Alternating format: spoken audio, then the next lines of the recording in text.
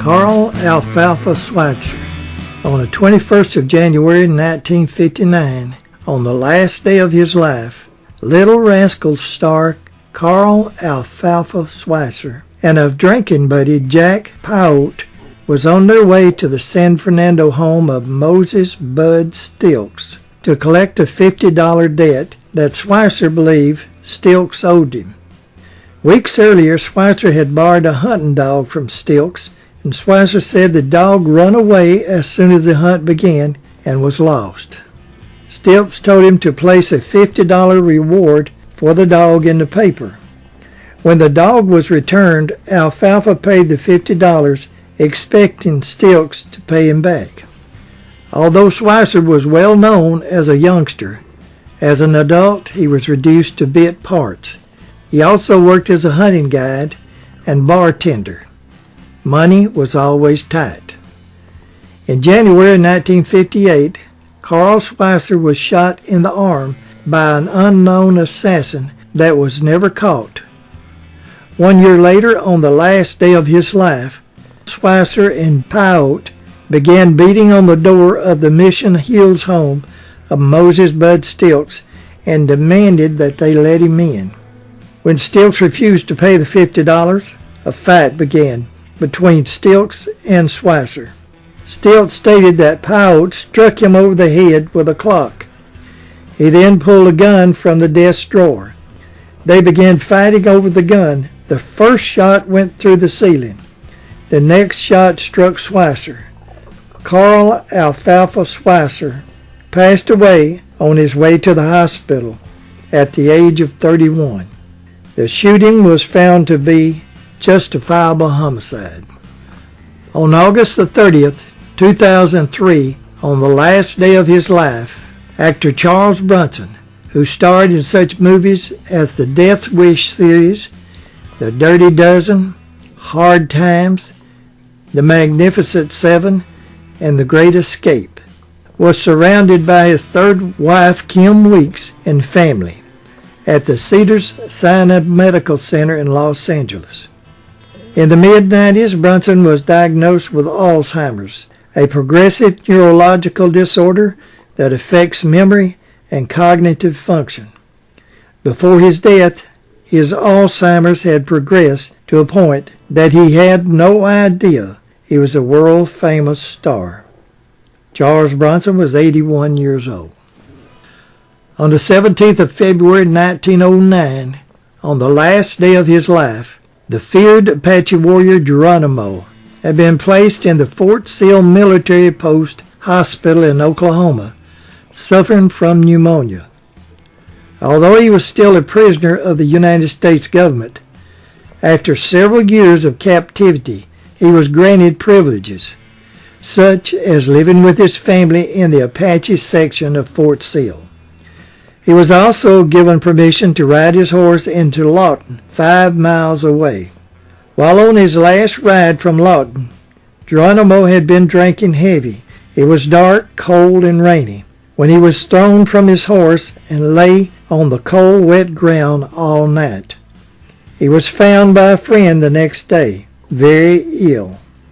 When Geronimo surrendered to General Miles in September of 1886, Miles had promised him he would be able to return to his Arizona homeland after a few years in captivity.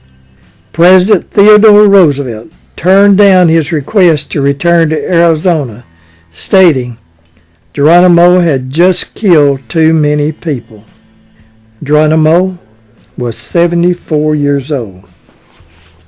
On Friday, October the 6th, 2000, on the last day of his life, actor Richard Farnsworth was at his New Mexico ranch, located 4 miles west of Lincoln on Highway 380. Richard had been diagnosed with terminal prostate cancer in the late 90s.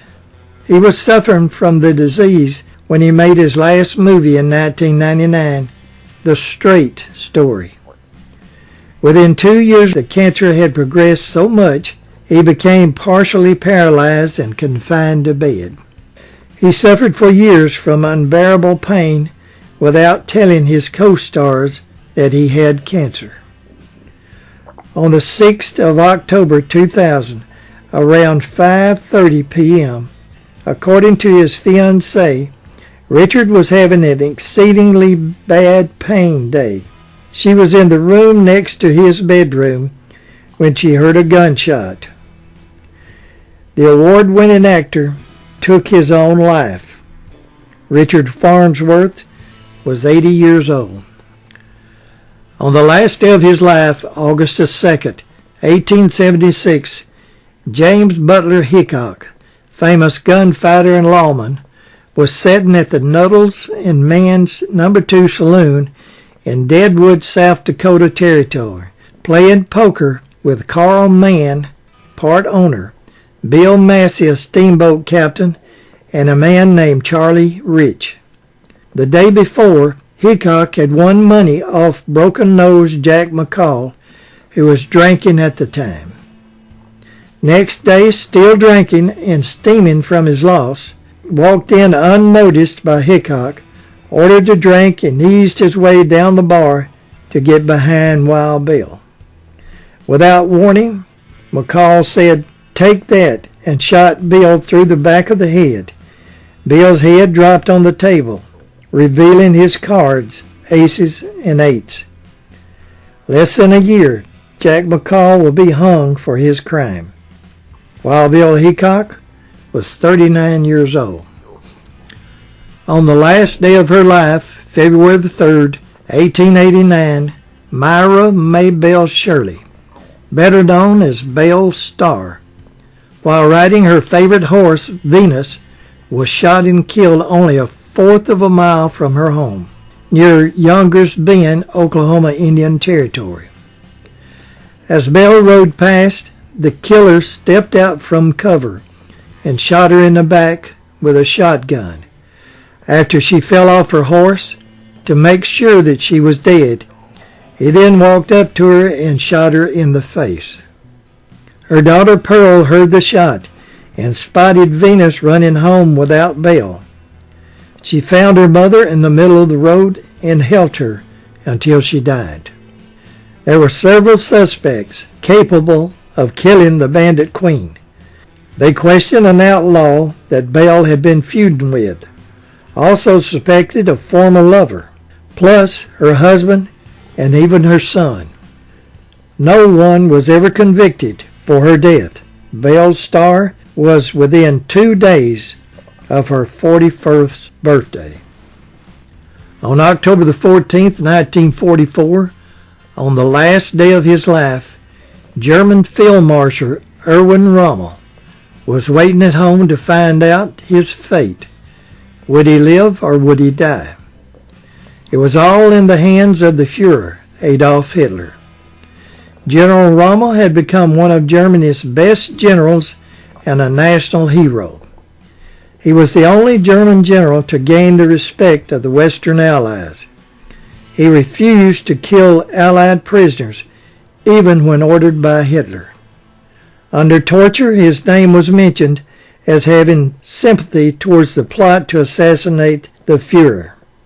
Rommel was home, recuperating from his wounds he had received in the invasion of France, when his staff car was scraped by a British warplane.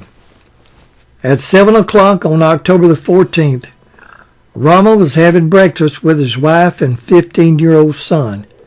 After breakfast, they went for a walk.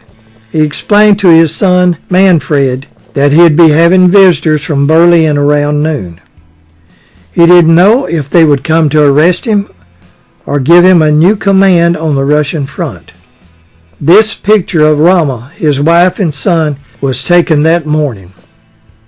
His personal aide, Captain Aldinger, laid out the field marshal's full-dress uniform to wait for his visitors. At noon, a car with Berlin plates arrived. In it was 2 generals and an SS sergeant. The 2 generals asked to speak to the field marshal. They treated him with utmost respect and kindness. They said they were sorry, but they had orders from the Fuhrer to give him 3 choices. He could go back to Berlin and plead his case before Hitler, but was warned that Hitler had already signed the execution orders. He could plead his case before the People's Court, but said the People's Court always agreed with the Fuhrer. His final choice was to take his own life by taking a small glass vial of arsenic between his teeth and crushing it, which they had brought with them. He was told if he did not take the third choice, they would not guarantee security for his family. They would most likely be sent to a concentration camp or worse. His staff would likely be arrested and executed. Rommel explained to his wife they promised that they would give him a hero's funeral and that she would receive his retirement. They kept their word. The generals saluted Rommel as he got in their car. They drove until they were out of sight from the house. The sergeant and one general got out and waited. Within 5 minutes, the top German field marshal was gone. They telephoned his wife Lucille and told her that the field marshal was dead. The nation was told that he died from his war wounds. The public didn't find out until after the war was over. Field Marshal Erwin Rommel was 52 years old. On the last day of their life, 23 May 1934, Clyde Barra and Bunny Parker was parked in front of Maul Cranfield's Cafe in Gibbsland, Louisiana. Clyde went into the cafe to buy 2 sandwiches and left Bunny in the car, as he often did. 2 days earlier, on May the 21st, Bunny, Clyde, and Henry Medved stopped at the Panola Diner Cafe in Shreveport, 40 miles west of Gibson. This time Medved was sent to get the sandwiches. When Clyde spotted a slow-moving police car, he became nervous and drove off. Later, when they returned, Medved had left without the sandwiches. They had planned if they ever got separated, they would meet at Henry Medved's father's home a few miles south of Gibson. They had waited 2 days, hoping to give Medved time to find his way home. When they left Maul Cranfield's Cafe, now a Bunny and Clyde museum, they headed south towards Medved's father's house, not knowing at the top of the hill on the left side, hiding in the brushes, was lawman Frank Hammer and a posse of men. The posse had used Ivor Medved's, Henry's dad's, truck to block their side of the road, where Clyde would have to pull to the left side to go around the truck, closer to the lawmen. They took the tire off to appear as though Ivor had a flat, knowing Clyde would recognize the truck and slow down. As the couple pulled around the truck, the posse opened fire without any warning. Bunny's half-eaten sandwich was found on the dash. Bunny Parker was 23 years old and Clyde Barra was 25. It's still not known if Ivor Medved was out in the early mornings looking for his son Henry on his way from Shreveport and was stopped by the posse, or did he make a deal with the law to save his son? On December 14, 1799, on the last day of his life, President George Washington, 2 years after finishing his second term as President of the young Republic, retired to his 8,000-acre farm in Mount Vernon, Virginia. In the middle of the night on the last day, George Washington woke up unable to breathe, speak, or swallow. 2 days earlier, he had been working on his farm in the rain and cold. 3 doctors were summoned to his bedside. As was a custom practice, the doctors agreed to bloodletting as a treatment. Within a few hours, Washington had lost 1/2 of his blood content. He's buried at Mount Vernon along with his wife Martha and other family members. George Washington was 67 years old.